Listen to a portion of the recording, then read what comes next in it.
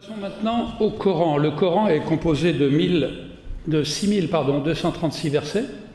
6236 versets.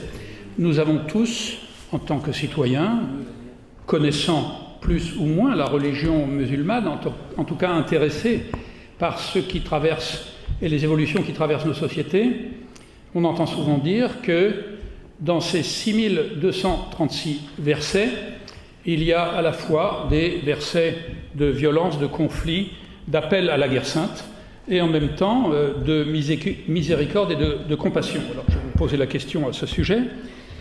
Est-ce qu'il est intéressant de les démontrer et de les dénombrer parce que s'il n'y en avait qu'un seul, éventuellement, qui appelle à la violence, il aurait évidemment un certain poids. Maintenant, s'il y en a plusieurs, et vous allez nous répondre à ce sujet, il peut en avoir également. Pour autant, doit-on, alors même que le Coran est considéré par les croyants, et vous m'arrêtez bien entendu si vous le souhaitez, que le Coran est considéré par les croyants comme la parole de Dieu, est-il possible de le contextualiser, c'est-à-dire de considérer que cette parole de Dieu qui serait arrivée au 7e siècle de l'ère chrétienne, l'Hégire c'est 622, voilà, est-il possible de contextualiser cette parole de Dieu et de considérer qu'on ne peut pas la lire au 7e siècle comme au 15e, au 16e et a fortiori au 21e siècle? Et deuxième question, s'il est question d'interprétation qui dépasse la seule approche littérale pour aller vers une approche contextuelle, qui à un moment est en mesure de dire le vrai, et y a-t-il une instance d'arbitrage pour dire ce qui est le vrai? Alors pour 2 questions, 3 niveaux de réponse, 2 pour la première et 1 pour la seconde. Le premier, je ne suis pas sûr que l'approche quantitative ou le dénombrement soit une approche pertinente, mais elle est là. Il y a un projet d'étude à l'université de Berlin.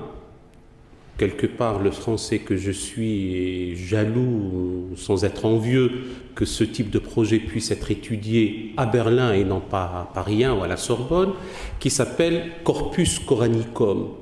C'est un énorme projet d'étude, une discipline réelle. Qui démarre il y a longtemps déjà? Qui a démarré déjà il y a quelques années et dans lesquelles il y a des islamologues, musulmans et non musulmans. Et donc ces islamologues disent, à supposer par extraordinaire que l'approche quantitative soit appropriée et juste, ainsi que pertinente, on a tout au plus 70 versets dits de facture belligène, martiale, sur les 6236 versets. Mais il n'y en aurait eu qu'un seul, il aurait posé un problème. Comment se fait-il qu'un Dieu d'amour, de bonté et de miséricorde appelle à oxyre les mécréants? Si on avait un peu plus de temps, on aurait parlé davantage de ce qu'on appelle les circonstances de la révélation.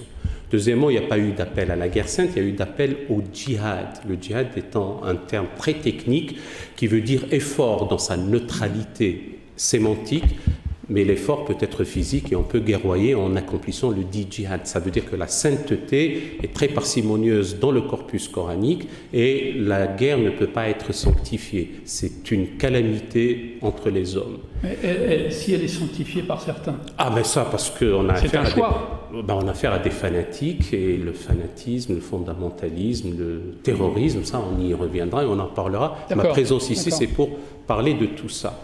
Donc la seconde réponse pour la première question, c'est est-ce qu'on peut contextualiser, j'allais dire, la parole de Dieu.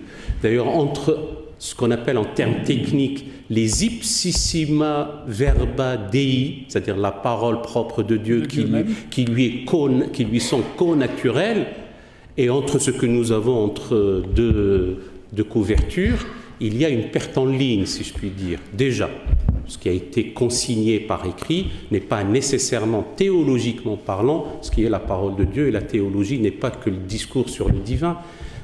La théologie, c'est pas discourir sur Dieu, c'est l'intelligibilité de la foi mise à l'épreuve du temps. Comme une des définitions possibles, c'est fides quærens intellectum, disait saint Anselme de Canterbury. La foi est toujours en quête d'intelligence.